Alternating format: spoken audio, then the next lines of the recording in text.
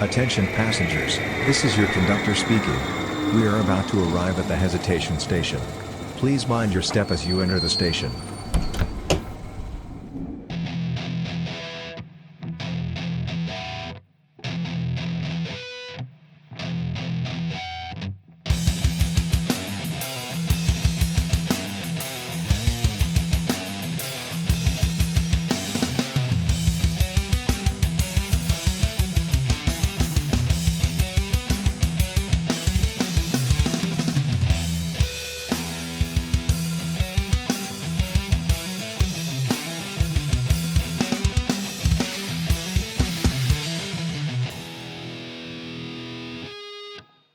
Okay. Hello, everybody. Welcome back to the Hesitation Station podcast. We really appreciate you guys coming on here and just listening to us and giving us your time. I am Jay, along with my ugly ass co-host Tank. Boy, don't make me come over there. I'm gonna drop that elbow on you. Oh, you gonna do the people's elbow? Let's do it. Let's go. No, I'm just kidding, guys. We have a very special episode today, and we are going to try our best to stay as professional as possible. As you can see, I'm representing the Akatsuki cloak, because I look fly. Right, Tank? Right. Sure. Okay, sure. I think as nice as you look, I think there's one guy that can pull it off even better than you. I'm gonna bring him in right now. Mr. Michael Yurchak. Oh, snap. I can't believe it. Kidding. Kidding. I told you he could pull it off better than you. How you doing? How you doing? I'm good. What? I don't believe it. Kidding.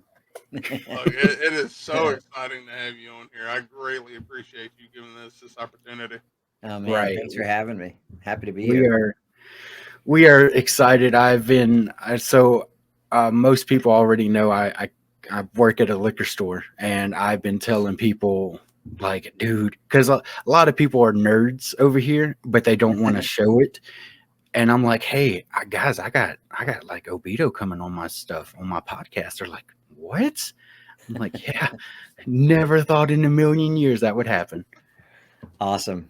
Yeah, if you had told me in January we'd be doing this at the end of May, I'd be like, no, you're crazy. Yeah. But it's been a blast. So enough about us. How have you been? How are things going on your end? Things are going well. So we met at the Huntsville Comic-Con, right? Yes, sir. That was a big one, and there've been a couple since then. I've been out there doing a little bit of the circuit. I don't do as many cons as some, but I do at least one a month, and sometimes a couple more than that. I just got back from Anime Arizona, and in maybe 3 weeks from now, I'm going to the Greater Austin Comic-Con. Nice. And somewhere just after that, there's the new Obito Pop is coming out. I think they're shooting for August for that. Yeah, that it'll be it's the sort of the maskless Obito instead right when the reveal happens. Spoiler alert. Yeah. Right. Yeah. Well, Jay, we're gonna have to insight. Yeah, I already got the I got the one where the Madara one, the Madara. Yeah, the Madara one with the two Rinnegan and Sharingan. Yeah, I got that one. The one I really have trouble getting is the Minato one. I don't know why. It's just really hard to get. I don't know. Yeah, I'm having trouble even picturing that one in my head. I know the ones that I'd be connected. Really, the only one I'm connected to right now is straight up Tobi, and then there's a new Madara Tobi, which is the Tobi with the Sharingan, which is like essentially like right when the change happens, and then they're doing the Obito next, which is exciting. Now, wasn't there one about the masked man? So I think they were. I think, and I'm sure they still are considering doing one with the mask as the masked man. And so, but this is that body with the head of Obito without the mask, which, to be honest, so that when Toby and the Masked Man are impersonating Madara, they use Neil Kaplan, the voice of Madara, as that voice. So even though it's like, sort of I'm the character, but not the character, so those pops, theoretically or technically speaking, are more his than mine. Sometimes, people bring them to me sometimes at cons. I want me to sign them or whatever, and I'm always happy to do that. But I always have to give the disclaimer that the great Neil Kaplan actually voices this part of the character. So that's why I'm happy. Not that it's a pleasure to share it with him, but I'm happy that the new Obito is coming out, which is just me. It's all mine. Hey, if I meet you again at a con, I will buy that pop and I will get you to sign it, and I will pay it this time. Okay, I'm going to pay it this time. But yeah, we have wanted to reach out to Neil Kaplan at some point to get him on here as well, because it would be awesome to have him on here, just to have the two, Madara and Obito. That would be awesome. Sure. And he's a real nice fella. I'm sure he'd be he'd be happy to. He's got such a deep following, especially on TikTok, that you just be patient. But I'm sure if you reached out to him eventually, he's pretty great about getting back to everybody. So he is someone, though, right now, I'll say that he does cons just about every weekend at the moment. So he's kind of nonstop traveling. So he's hard to pin down. But stay with it, because you'll get him. Hey, I got you. I'm happy. There we go. I'm happy. There we go.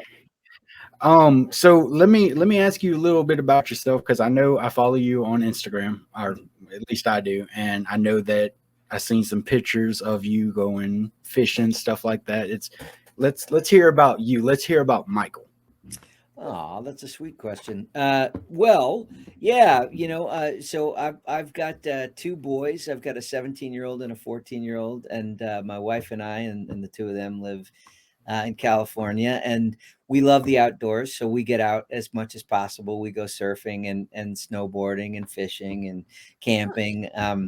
A lot. So you often, when I'm not, we also we go to concerts a lot. I love going to see live music. When I'm not working, when I'm not, going to a con or working on a project or whatever, we try to do, something fun every weekend, just to, everybody works real hard during the week. So we try to blow it out a little bit on the weekend, which is nice. And, so this past weekend, I saw, you guys might appreciate this, I don't know, a guy from Kentucky, which I know is not Alabama or Mississippi, but I feel like it's in the same food group. I went and Close saw, enough. Close enough. Have you ever heard of a guy called Billy Strings? You know who that Yes, is? He's a bluegrass picker. He's a great guy. He's great. Was he great playing? player. Yeah, so I saw him on Friday night. I saw him at the Greek here in California, here in Los Angeles, and it was awesome. I had never seen him live before, and it was just amazing. They played for like 2.5. He played for 2.5 hours, and he never took a break during the intermission. He played 2 sets. During the intermission, he stayed out on stage and just kept and played by himself, while everybody else in the band took a break for 15-20 minutes and then came back out again. And it was just like, it was amazing. That's dedication. Yeah. Wait, he's over here. Yeah, this guy right here. He's the concert guy. I am the con guy. And he goes September 3rd. I'm going to Atlanta. Death Clock and Baby Metal are playing at Coca-Cola something. Cool. Over in Atlanta. Nice. Yeah, it's great. So I love doing that stuff, and and I play guitar myself, and do a little bit of that and so on. And then I do a lot of teaching. So I somewhere along the line, I went back to grad school for acting, and while I was there, I was asked to teach a course for undergraduates, and I loved doing it, and I also felt like it kind of made me feel more comfortable and confident in my own process, the way I do things, and so I've kind of done both things ever since. So it's sort of a parallel career. So I went back and got my doctorate after my master's. I'm Dr. Yurchak. Oh, And Dr. Michael. Yeah, that's right. Well, I've got the title for the episode now. Yeah, that's right. The doctor is in. The doctor is in. Very nice. Very nice. But so I do an awful lot of that. Between all those things, it keeps me pretty busy. And as I say, I do cons probably once or twice a month. And I just wrapped up a season of a new show or a show that's been on for a while, but it feels like it's catching some traction now, called Bungo Stray Dogs. Which I haven't watched it. I've heard of it. It's pretty cool. I'm gonna have to look into that now. Yeah, it starts. It's cool, and it just got a whole lot cooler, is what I'll say. We've done 4 episodes. The 5th is about to drop, and four seasons. The 5th is about to drop, and it got nasty in a hurry. It was yeah. I didn't understand that. I won't give too many spoilers because this one's literally coming out as we speak. But it went, from my part anyway, went from being like very much part of the exposition. Like I was sort of used as a placeholder. Before, at the beginning of every episode, the end of every episode, 3 guys talk about what just happened in a bar and kind of go over the different things. I think just to help clarify what's happening. And that I was one of those guys, happy to do it, but it wasn't exactly super exciting stuff. Just like calmly talking about all the different things that were going on. But then in the last season, I step out from behind the bar and kick some ass, and it's fun. You go from just sitting there drinking a beer to full on getting in there. Yeah. So it's good. And the animator's gonna be like, he signed an NDA and he went on a podcast and told people. I think we're safe because the movie tells a story too. So it's definitely gonna check it out. I can't wait for that. Yeah. Now I've never heard of it. What's it on? Netflix or Hulu or? That's a great question. I don't know what platform it's on. But Bungo Stray Dogs is what it's called. We can probably figure it out here before the time is done. But ain't nothing a little research can't handle. That's right. Oh yeah, absolutely. I guess my next question for you is the most basic one, and I'm sorry you probably answer this a lot. What got you into the voice acting era? Because you just said that you got a doctorate degree, you play guitar, you do a lot of outdoorsy stuff. Where did voice acting come into there? Sure. Well, so I was an actor first. I did a lot of theater. I was a theater major in college and so on. And I still do a fair amount of theater. I do some on-camera stuff, movies and television and that kind of commercials, that kind of thing. And I'd always done and loved doing characters, voices and different, taking on different persona for sketch comedy, or even a lot of the roles I get. Actually, I often will be asked to either do an accent or have sort of a departure from just me, which is really has always been so fun for me to do. And at some point, it actually had never really occurred to me that to think about voiceover, but way back around 1999 or so, somebody at a show of mine, it was a comedy show that I did I did a bunch of different characters in this one show. Someone was like, "You should do voiceover, man. You should do cartoons and stuff." And I was like, yeah, I never really thought about it. I don't know. I don't know how to do it. And they're like, "Well, you should do it."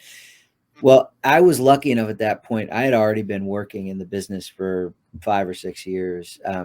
doing commercials and on camera stuff. So I was in the union, and I had an agent already. These are things that are typically kind of tough for new actors to kind of big hurdles to cross. Yeah. But I'd already had that stuff, and so I had an obvious person to ask, which was my agent, and I just said, like, look, I'd love to try to do animation or voiceover work. Is there a way for me to start doing that? And she said, look, there's no reason why you couldn't do that with us, but it is a pretty specific skill, and we recommend you take a class. So I did. And it was probably an 8-week class with a casting director here in LA. And at the end of it, I basically just put it to her, and I said, do you think, should I pursue this? And she was like, she was really enthusiastic, really kind. This woman's named Carol Kimball, and she is sort of has been an LA fixture in voiceover casting for a long time. And she just was really supportive, and actually helped me sort of piece together a demo, and then really kind of marched it right into not only the agency that was already representing me, but a different agency that was actually a little stronger in voiceover. And they both offered to sign me. I chose to do the one that was stronger. And the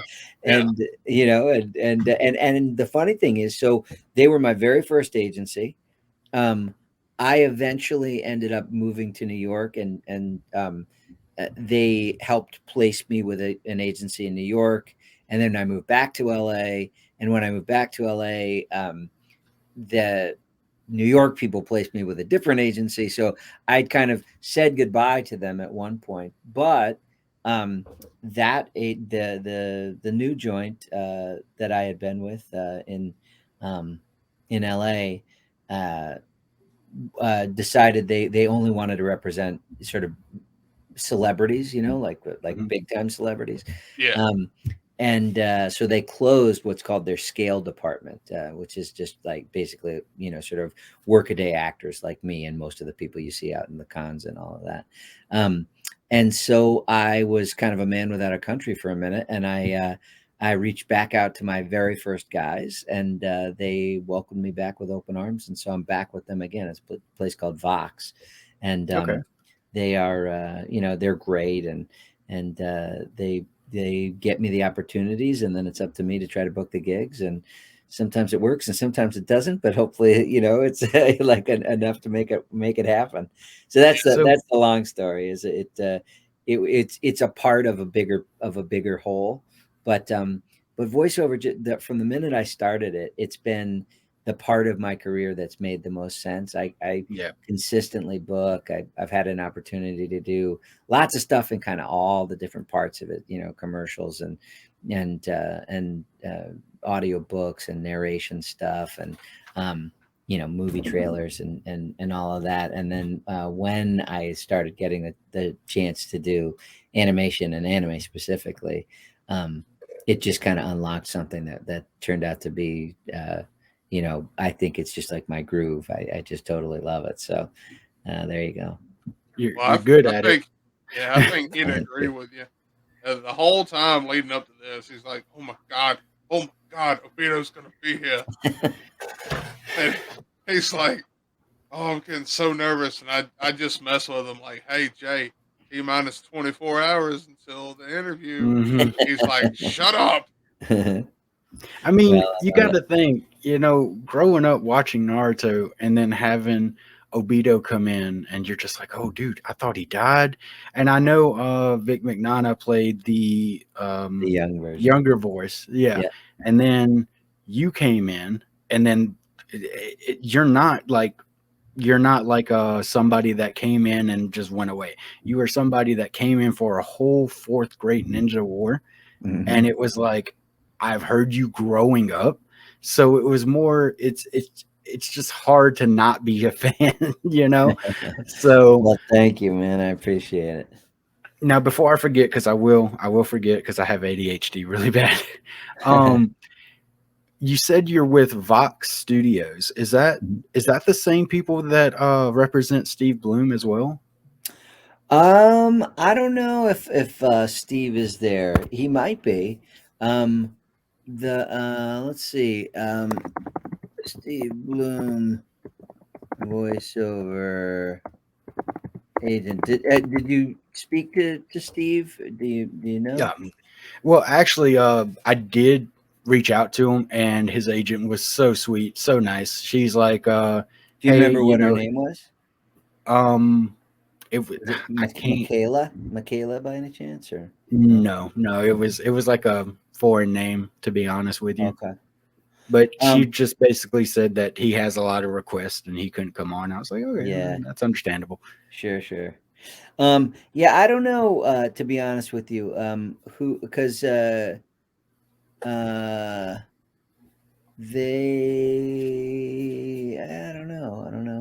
don't know who represents him. Huh. Again, you can dig Well, that it's out. it's fine. I just nothing about that. This is your thing. I just wanted to know that if you guys have worked together before more than Well, yeah, anything. we have, and Yeah. then and his wife Mary Elizabeth Mhm. also directed an awful lot of episodes of Naruto. So Really? he's basic. I mean, he's on sort of almost everything ever. So Yeah. anything I'm on, probably he's on too. Yeah. But with voiceover, we don't always meet one another. Yeah. Because Yeah. we record. Almost always we record in isolation, like by ourselves. Mhm. But his wife was one of the directors that handled a lot of episodes of Naruto and a bunch of the video games as well.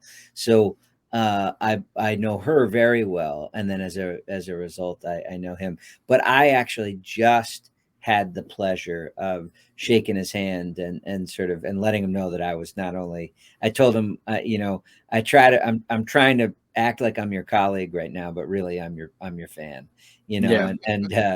that I met him at WonderCon in San Diego, which I think was after I met you guys, either Yeah. just after or just before, but pretty recently. And though I had met him before, he didn't remember meeting me, and so it was kind of Oh. fun to do. No, it was fine, totally fine. Yeah. And I mean, he meets so many people, I all the mean, time. couldn't say the same for you. You go to cons and you meet so many people, That's you true. know. That's true. There's look, man. Mhm. I know it didn't seem like it, but when you signed my autograph for me at Huntsville and you did the voice and you're like, look at me. And I walked off and like I know I was like stone faced like this and I just smiled. But as I walked off, I It, told Tank, I was like, he did the line. He did the line. And I was just it was I like a little mean, schoolgirl. It was awesome. That's awesome. Well, I'm so happy. we're gonna go away from the embarrassment real quick. Well, We speaking of all that, before we got on, I was just going back through seeing like everything that you've done, and you're in two of my favorite things. I didn't realize that you were in the Legend of Korra.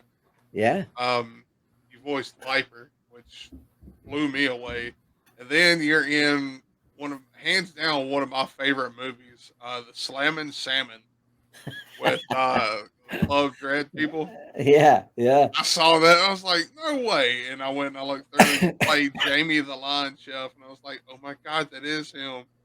I've watched that movie so many times. That is so funny. That's a deep cut. So those guys, the guys that make those movies, they're called Broken Lizard, Yeah. and they all went to the same college, and they were sort of big brothers to me. They were about 5 years older than me, 4 years older than me, and they've always been kind enough to kind of put me in just about everything they've done. So uh, most recently. Super Troopers 2 came out a few Mhm. years ago, and I've got a good meme in that about the key to the key to life is happiness in your household.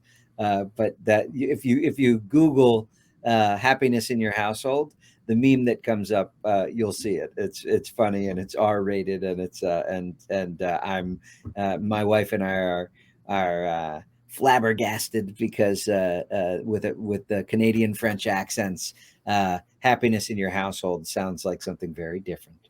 So you can check that out. And the newest movie called Quasi just dropped actually about 3 weeks ago on 420, bro. And so on that one, I play the Pope's priest, and I do an exorcism.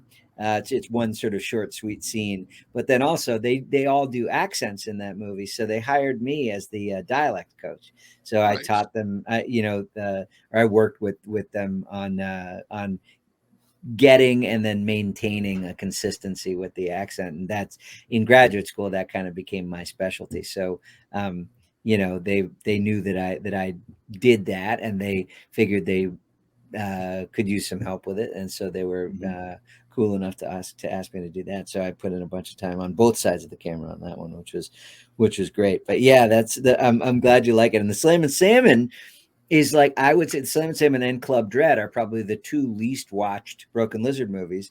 I'm in both of them. And it's super fun that's a favorite of yours. I'll tell those guys. I'm going to see them in just a couple of days, actually. So yeah. That is awesome. Well, I've watched the first one that I watched, Super Troopers, and then Beer Fest came out and they hooked me.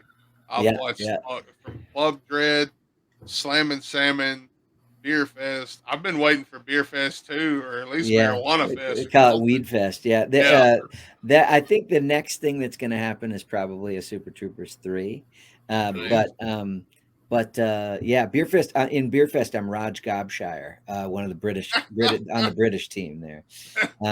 The only one of their movies that I'm not in, ironically, is the original Super Troopers, and in that one, they asked me to do it, but at the time we were just kids, and I would have had to fly myself back from Los Angeles back to New York, and I couldn't afford it. It was like, the plane ticket was $600 and I had 400 in the bank. And so I couldn't do it. And so I didn't go. And it's just a bummer because, of course, that's really the one that put them on the map. And then ever since, I mean, there are other movies. Super Troopers 2, I think, is really, really popular, but everybody knows them for Super Troopers. And it's yeah, between that one and like I said, Beer Fest, that's what got me hooked. And then I delved back into their discography. Yeah, looked back at everything that I could find, and I've been a huge fan of Broken Lizard since. Yeah, cool. Like, as soon as Super Troopers 2 came out, I had a ticket and was in line, ready to go. Awesome. Well, yeah, those guys are, as I say, they're real good friends of mine, all of them. So, and actually, three of us, our kids are all going to go to college together back at the place where we went to college. We all went to Colgate University in upstate New York, and so Jay and Kevin are both of their kids and my son are all going to go together. So that's awesome. Yeah. See, that's something I like to hear. People you kind of grow up with, things get big and everything goes well, but y'all still manage to stick together. Yeah, years. Yeah, no, it's amazing, and those guys are great that way too. It's, I mean, it is sort of a family, and all of the like most of their crew, the sound guy, this guy David has been their the head of their sound department since their very first thing, which is called Puddle Cruiser, way back in the early '90s, and and there are a lot of us that have been around for a long time. And Kevin's younger brother Pat is their key grip, so he's like, and actually on Quasi he got a producer credit as well. So he's been he's their guy, and on Tacoma FD, which is the spin-off TV show. Kevin's uncle, who was a firefighter for a while, was like their firefighting consultant, and it's amazing. They keep it close to home, which is awesome. My wife actually found Tacoma FD, and I walked in from work. She was watching it. I was like, "What is that?" And then I saw Jay, and I saw Farva. Yeah, and I was like, "I know him." Yep, I'm watching. Yeah, We binged it, watched all of it. We're waiting on the new season now. On that one, I play Ken Walters. I'm the neighborhood app reporter. Nice. So I think I'm in 5 episodes, sort of sprinkled throughout the 4 seasons, I guess. Well, I'm gonna have to print one out and get you to autograph it the next time. Yeah. I just know Super Troopers. I'm sorry, guys. That's all right. All right. Just watch Super Troopers 2. If you like Super Troopers, watch Super Troopers 2. I've seen Super Troopers 2. Yep. Oh, you have. All right. So I'm the then you know me. Happiness. Yep. Oh, what's that? We got a new flyer to come up with. So I'll get it handled. Yeah, I know you will. But I will. I guess this is going back. I'm not trying to go back on you here by any means, but I guess this is more questions for you for like Sure. For your voice acting wise. Mm-hmm. So I know when I met you in Huntsville that you said I asked you, did you ever get emotional playing the Obito character? And you told me when Naruto and him were talking, that was something you were emotional with. Mm-hmm. I'm not going to lie to you. I really did not expect that answer because I thought it would be more of, him and Kakashi battling it out. Yeah. And, you said that you guys mainly do Solitude. So did you ever get to have any kind of like lunch or meet Dave Rittenberg? Well, while we were recording, no, but then recently, because of the cons, he just this year he started doing them again, and I really just started doing them a year ago. So we have met a bunch of times, and totally hit it off, and he's great, and his wife comes with him on the cons, and they're both just such sweet people, and so we've talked a lot about the stuff, and it's funny. He said the nicest thing the other day on a panel. Somebody asked about what it was like to play those big dramatic scenes, and I guess I didn't know this, but I guess I recorded my side before he did. And because I had already recorded it, they played my half of the scene for him to feed him into his performance in the scene. And he just, he's very complimentary and sweet about it. And also just said, during that whole scene, it was easy to get emotional because he could feel the emotion coming from the Obito side of it. And that was great. I didn't have that luck, so I just, I sort of, the director, in the moment described loosely what was going on, and I just went for it, Yeah. But from that point in the show to the very end, all of it is so dramatic.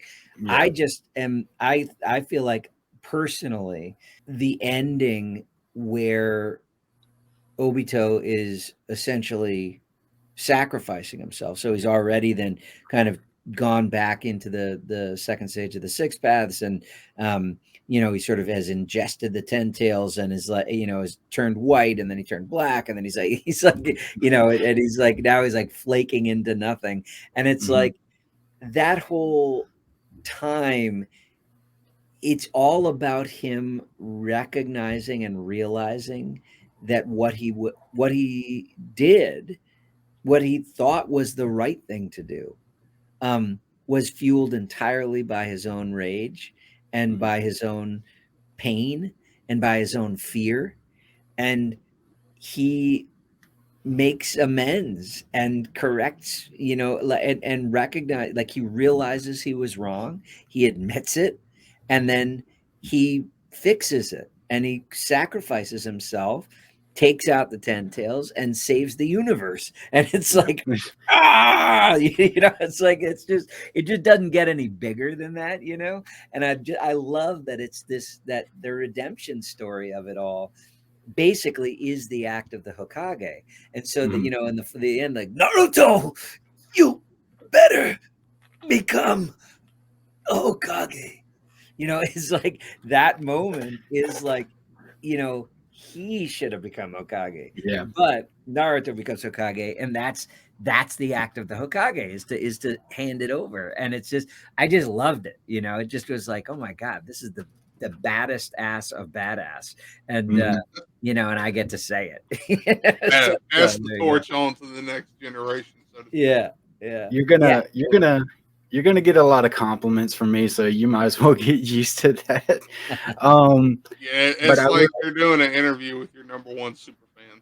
Pretty much. Because I will tell you, you have done great doing voice acting because I felt it during the fight with you and Kakashi. I felt it when Obito changed. I felt it when he changed into the Ten Tails. I mean, you're such a good actor. I mean, I could hear it through your voice.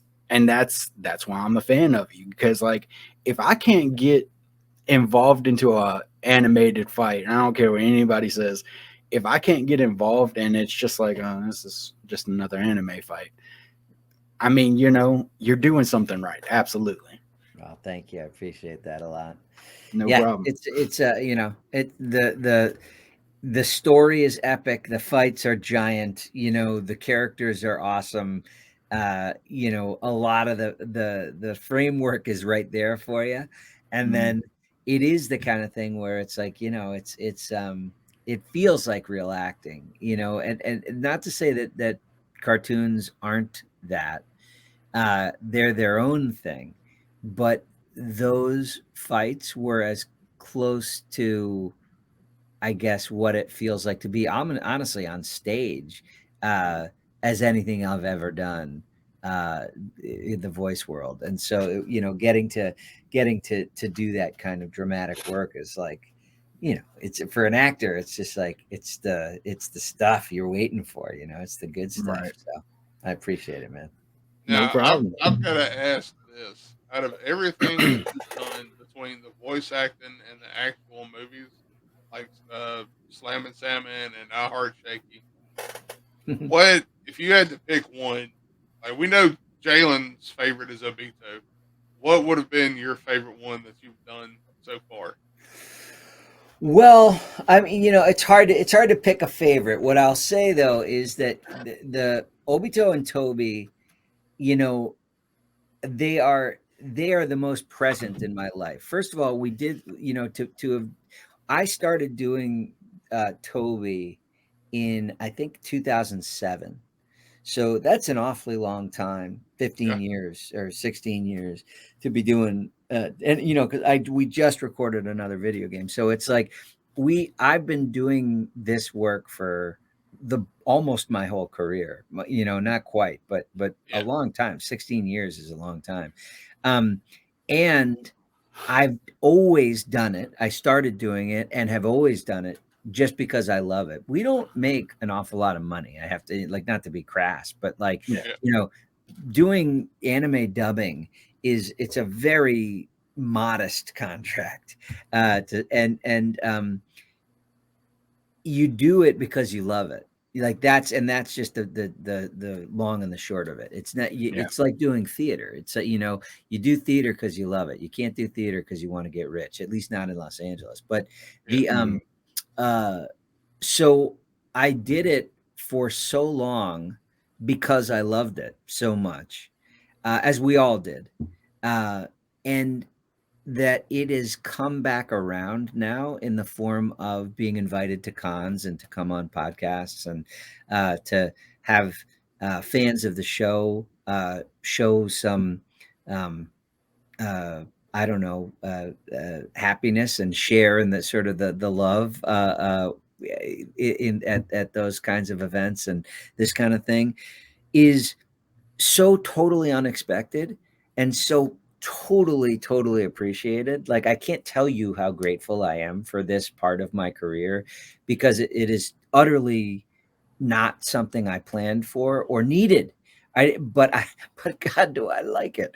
You know, and it's just like, it just is such a it's such a gift. It's such a gift. I just can't even express how much I just feel so lucky. I feel so lucky.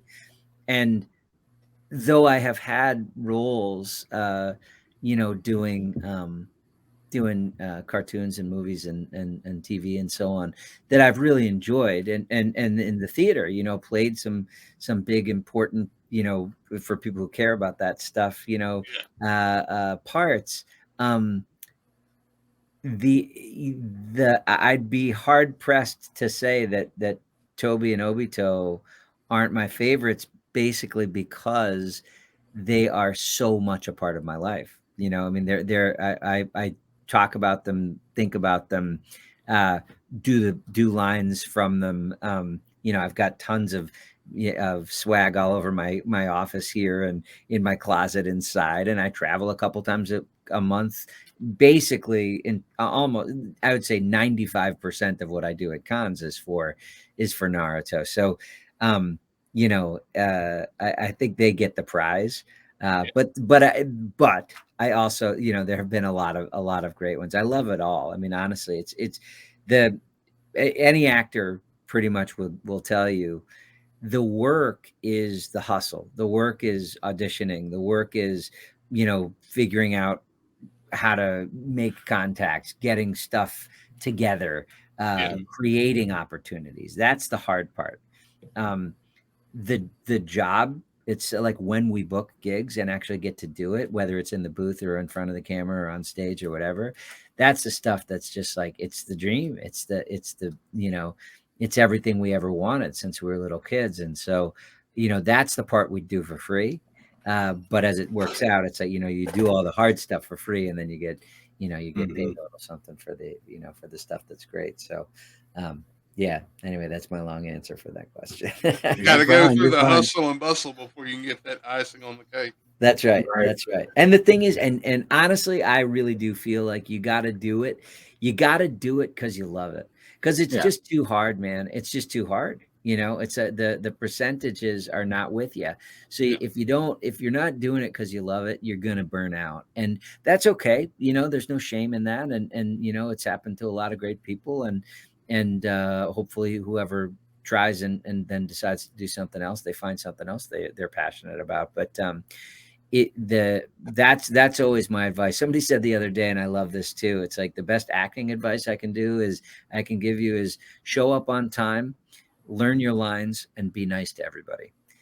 You know, and the best, and as far as like the best idea for a career, it's, you know, do it because you love it and let everything else happen the way it's supposed to, because you can't control it. You know, never in my life would I have imagined, you know, just like you guys said earlier in the show, I couldn't have possibly imagined that I'd be doing a podcast, you know, 16 years after getting this gig, you know, around this time of the year in 2007.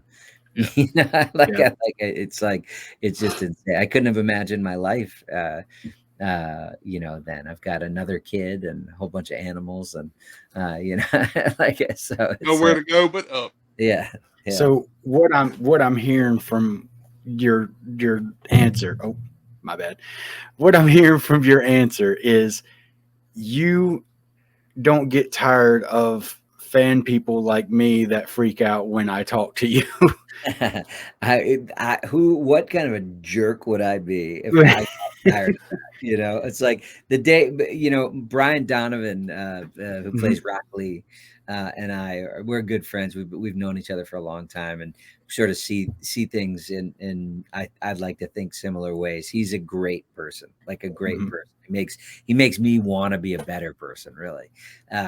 But he and I have started joking around about this. We both started doing cons around the same time, and we joke around all the time together, just saying, you know, listen, if you ever catch me complaining about this, just punch me in the face. You know, sounds like me and Tank. He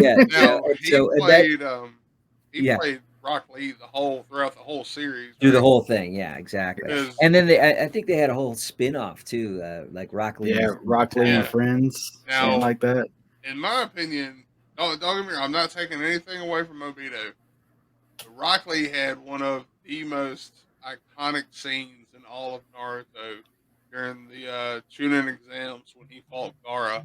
Yeah. And it was, what can I take? You can take the weights off. Really? And then I'm sitting there like, there's nothing, that's no. And then just a big dust cloud. I'm like, oh, all right then. And he just started zipping around. Yep, that's everybody's. When people talk about the best fights, that's always one of them. Yeah. Anyway, we are like sort of in this gratitude club, and we both sort of remind each other, and remind ourselves all the time how lucky we are, and we're here for it every step of the way. So yeah, no, believe me that it's my honor, my absolute honor. And that sounds almost cliche, but I really mean it, and I don't know how else to say it. Is that if I was allowed, the fact that I was able and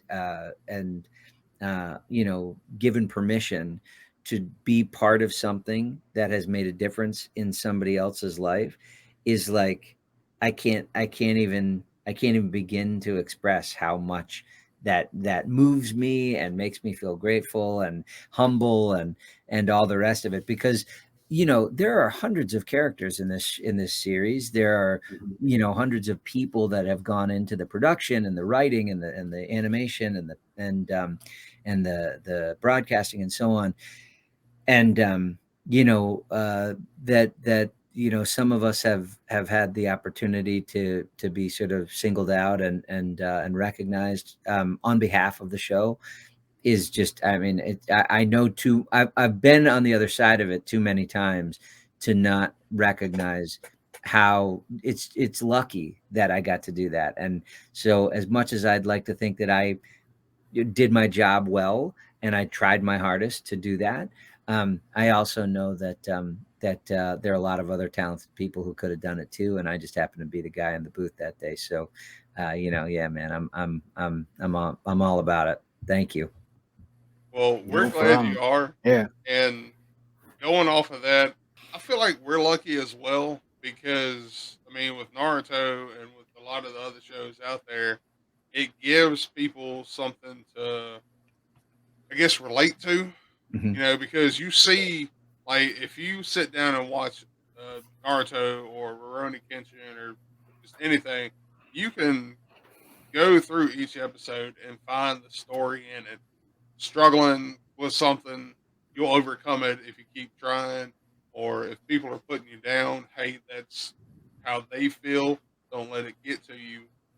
And I'm sure a lot of people out there would probably agree with me that even though they're cartoons, so to speak, there are life changing stories hidden within. All you have to do is look. Oh yeah, I agree. Yeah. I will say this, and this is by no means a sob story. I wanted to be a voice actor since I was 12, since I was in middle school, and I gave up on that dream because it was just really hard. It was difficult. I mean, I would be in the mirror practicing, everything I could. At one point I practiced Optimus Prime. I practiced Arnold Schwarzenegger, all these regular stuff, and I just ended up giving up on it because I didn't have, I guess the drive. And if you lose that drive, it's kind of what you just said, and then you just burn out on it. So with that being said, it's more of, you got to keep that drive, you got to keep it going. And I've been to a lot of cons, I'm sure you have too, but every single voice actor that I've ever met, and I've met a lot of them, have been completely nice because they're pretty much the same mindset. They're like, well, I never thought in a million years that I would be still doing this 16, 15, sometimes 20 years later. But here we are. And I met Chris Sabat. I've met Caitlin Glass. I met you. I've met Miley. I mean, every single person has been good. The only, I guess, bad person I had was wrestlers, and I don't meet wrestlers anymore. so I stay in my lane with voice actors now.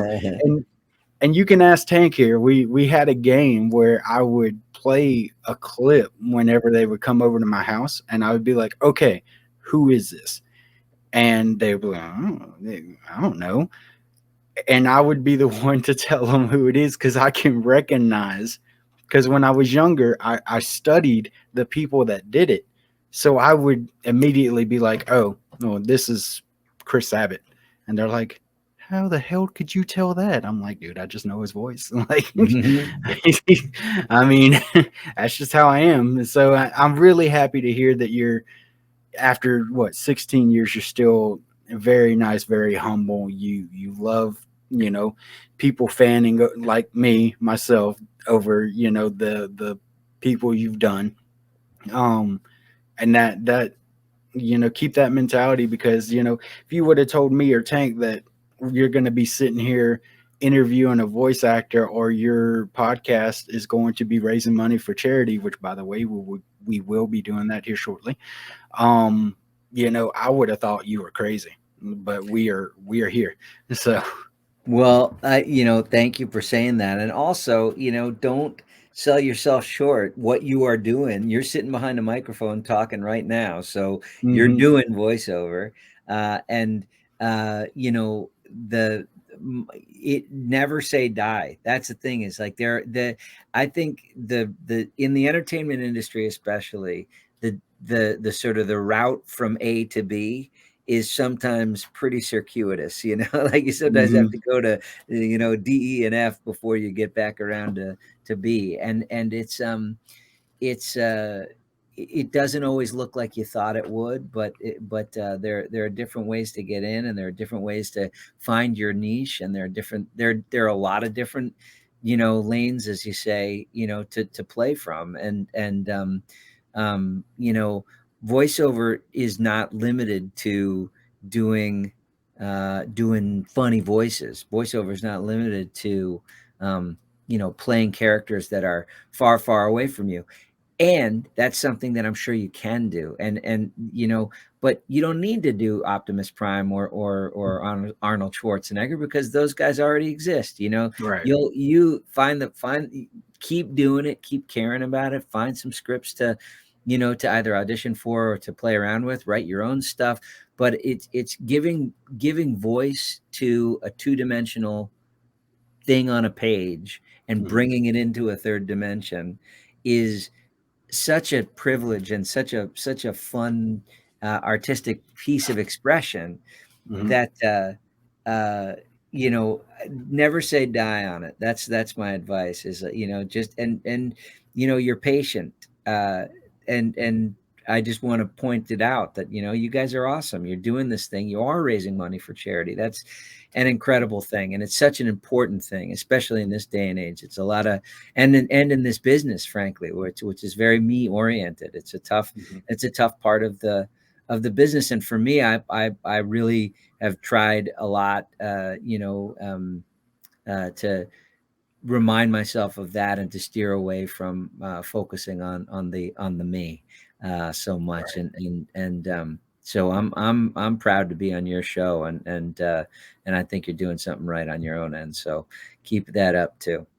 Hear that, Tank? I'm doing something right. Screw you. That, Tank. I told you that from the beginning, Mister. Oh my God, I didn't think we'd make it this far. I really didn't. So here we are. So the thing is, I said we're doing charity. The charity we are donating to, once we go to this con, will be the Children's Hospital in Mississippi.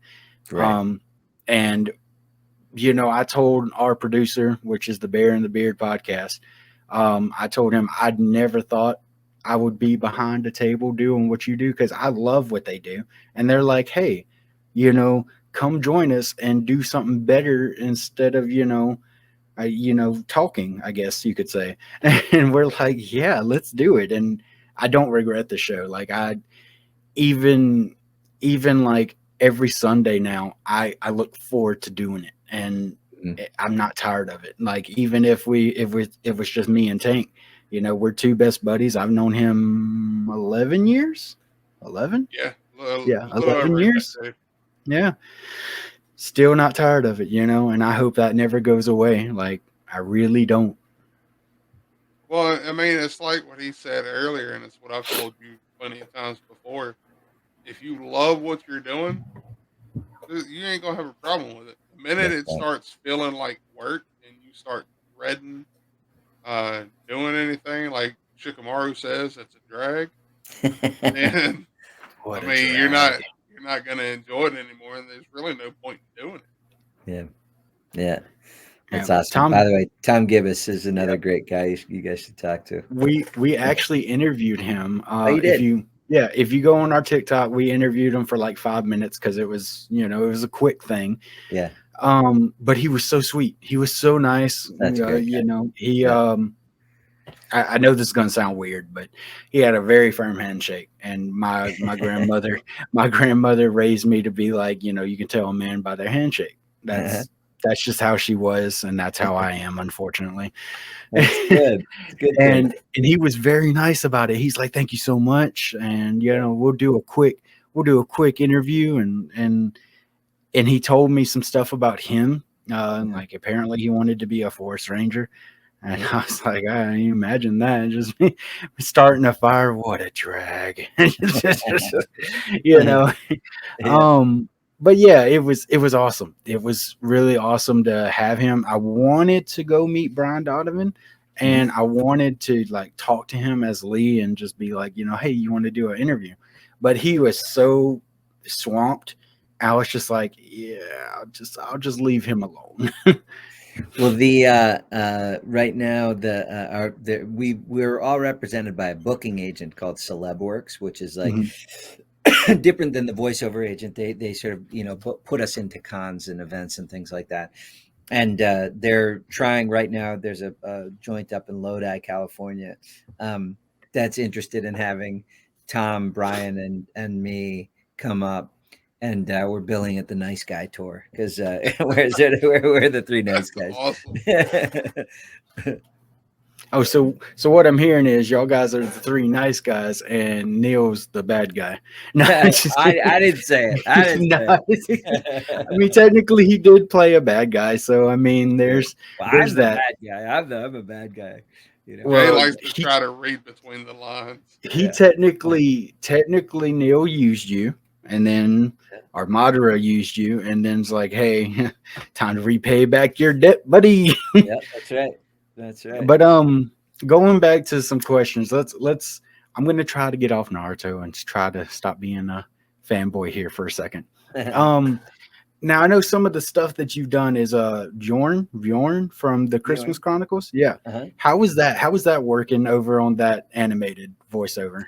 Well, it's funny you asked that. You asked before, which was, which is my favorite role. That's definitely one of my favorite ones. So those movies, the Christmas Chronicles and the Christmas Chronicles 2. So Kurt Russell plays Santa Claus, and Goldie Hawn, his wife, plays Mrs. Claus, and they have become sort of these beloved family movies that are on Netflix every year. And that in and of itself is great. But the super cool thing was that so I play an elf, this little elf called Bjorn. There are thousands of elves, but 5 or 6 of us kind of emerge, sort of like the Minions, where it's like 2 or 3 of them or 5 or 6 of them or whatever show up as being like the ones that are highlighted. So I'm one of them. I'm the chubby one that eats the candy canes and constantly gets in trouble.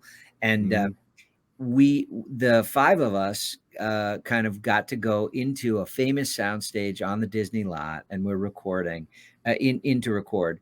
And while we were there, they introduced us to the linguist who had created a whole language of Elven speak. And he was the same guy that made the languages for Game of Thrones. So like Dothraki and the other languages for Game of Thrones. This guy's fluent in Klingon. He created the languages for Game of Thrones, and he created these languages for us. And so he was in the room, and we learned a bunch of phrasings, and we learned, sort of like the general sound of the dialect or the accent. and then we had all of our lines that were translated both into regular English and Elvish, and it was just a really playful, fun day with really talented people and really smart people in a totally historic setting, recording something that was going to be, that we knew was going to be this big deal. And it was just super fun, and another really funny, kind of goofy character, the sound of which is not so different than Toby's. Detendiki Santish, is a line of his. I'm sorry, Santa. But that character actually was also, he was a float in the Macy's Day Parade, 2 years in a row. Yeah, so Nice. yeah, super cool, and so it's he's just a fun guy to get to do. Just go to it and be like, look, that's me. Yeah, hey, yeah. that's me. I unfortunately I was in Los Angeles. I wanted to go. That's my only beef, is that they didn't fly me back. They wouldn't pay for me to go back and do an appearance, but they I did watch it on TV and told everybody I could. So that's fair. Yeah. It looks like from one of the downsides, first off, I guess I should ask, did you get to meet Kurt Russell? No. Yeah. It's funny because in all the posters for that movie, it's me sitting on his shoulder. So it's like it feels like I did, but I never did. Well, I feel like that's a downfall being a voice actor, is that you get to work with all these amazing actors and artists, and you don't ever get to meet them until 2 years down the way. Does that ever frustrate you, or no? I mean, it's sort of it's par for the course. I'm used to it, but it's it is and in fact we don't get to meet each other at all. In that case, there wasn't a premiere because it was during COVID when it came out. So it was there wasn't a premiere for it. So that would have been the one opportunity, and even then, I don't know that they would have, made time to introduce me to Kurt Russell. Right. So, it's like it would be fun. Sometimes you do get, you're sort of, you're on a project that has a hero of yours in it, and you're, there is that sense of like, oh, it'd be so neat if I got to meet this person, but. It's also it's never, I'm never too disappointed. I'm okay. Yeah. Well, let me ask you this. You've been doing this for 16 years. So if you had not gotten into acting or voice acting or anything, what do you think you'd be doing right now? That's a great question. Two things. One is I really do love teaching, and teaching is very much a parallel career for me. So there's a good chance I would have just done that. But then I also, the thing I always, sort of fantasize about, a couple things. One is I did a lot of radio broadcasting. So like I was a sports, I would do play-by-play for the hockey team in college and all of that. And I thought for a while that might be something I'd like to do. I thought I'd give acting a try first, and it was like I was always doing just enough to keep me sort of stuck in that camp. But I thought I might want to go into sports journalism, and that I think would have been a fun thing. But then also, now that I'm getting older, I love doing sort of fix-it stuff around the house, and I would have loved to have been, a master carpenter or, a woodworker of some kind. I love working with wood. I love working with tools. I like the satisfaction of, getting my hands dirty and having something to show for it at the end of the day. And I've always been like that. I always have sort of like, I love landscaping. I love building. I love just that kind of labor. Makes me feel satisfied. So I think I could have done either one of those things probably and been pretty happy with it. Just step back from a project like, I made that. Yeah, totally. I can dig it. So actually, I speaking of woodwork, I actually used to make swords out of wood all the time.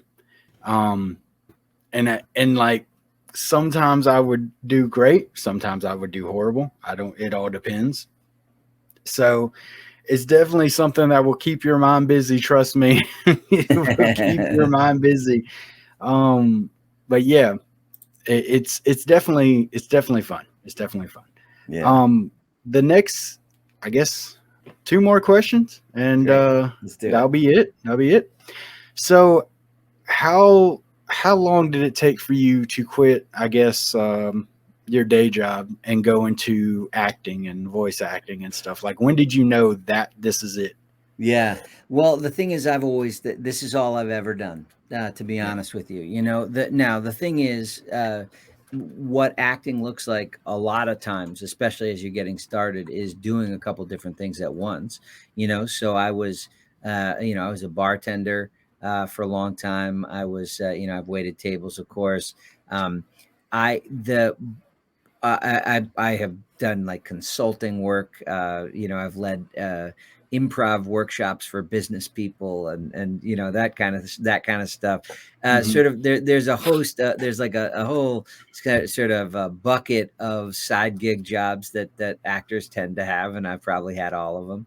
Um, but that was part of one of the things I really wanted to do when I went back to graduate school was set myself up so that I could always do exactly I could always be involved. I could always be working in the process of creating art, creating entertainment. Um, and so I went back to grad school in 2002, um, and and really starting right away. I finished in 2004, and right from the moment I stopped school to now, Yeah. um, I sort of made it my mission to only do jobs like supplemental jobs that were related to the field. So they don't feel like day job kind of stuff. So Hmm. that's where teaching came in. And I just started doing it. And I don't look at it as a side job or a day job. I look at it as, again, like it's a parallel career that works symbiotically with my work as an artist. So it's, uh, I've been fortunate enough. It's a marathon, like we were talking about earlier. It's just like if you're in a sprint and it turns out to be a marathon, you're in trouble. So I Hmm. saw right away this is a marathon, and I got to try to figure out different ways that are going to help me do it and keep my head on straight and make me happy and give me some satisfaction, even when there's a lot of disappointment, which there is. There is an awful lot of disappointment in this job. Yeah. Um, so I needed to be giving back to other people in order to not get so focused on how I was feeling, because it's pretty easy to have a pity party, in a hurry. So, Oh uh, yeah. so yeah, the short answer is I think I've always kind of done. I feel like I have always just been doing this. At the same time, uh, the you know I started doing well as an actor commercially, somewhere around, I don't know, 96 or so, way back then.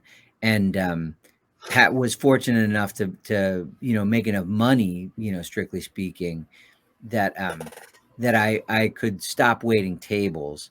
But then I really did take a look around and sort of just, is it just about making a living? Do I like what there's something more I think I can contribute here.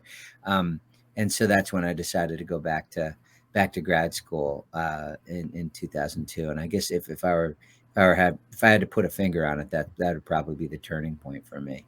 Nice. Yeah. Yeah. Okay. Well, last question. Will you follow us? Yeah. Am I Okay. not following you now? I don't think so. But you can Where's do my that. phone? You can do that whenever you like. No At rush. at Hesitation Station? Yes, Yes, sir. sir. I want to do it right now. I've never logged into Instagram from my computer. We're on everything. I had people be like, "Oh, I don't use Facebook. That's for old people." And I'm like, "Okay, I'll make an Instagram." "Oh, I don't use Instagram. It's too stupid." I'm okay. I'll make a TikTok. So I just covered everything. We're on Facebook, Instagram, TikTok, Spotify, and I think we're gonna be up on YouTube shortly. Yeah, not too long from now. All right, cool. Well, it's not letting me log in right now, but I will. You're fine. Yes, I will. I thought I had followed you back already, but if I haven't, then yes, I will. I will do it. Okay, you're fine. I'm on Instagram, Facebook, and TikTok are my three big ones. So can I ask one request? Yeah. Just feel free to say no. I'm entirely okay with that. We've far exceeded my expectations so far. Would it be possible to get Obito to tell people to follow the Hesitation Station? Absolutely. You ready?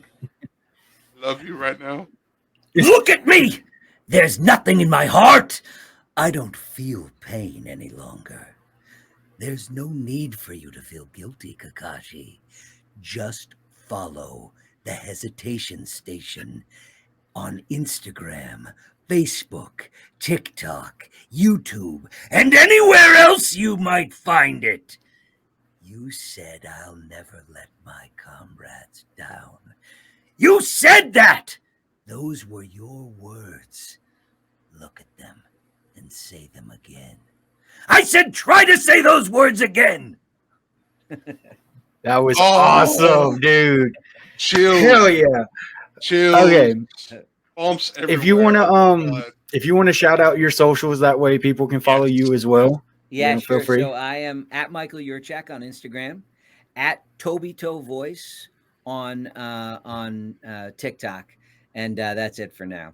And keep your eyes open. There's a charity app that I work for called Who Farted, which is it's raising money for orphans in Ukraine right now, and a couple of other worthy causes.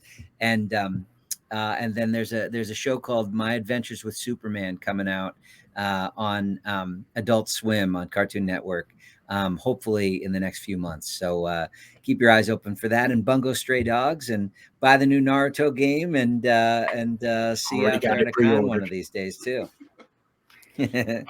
Send an email to Jay with all of that in there, and we'll get that added to all the flyers we put out for this episode. Oh, great. Yeah, we'll do.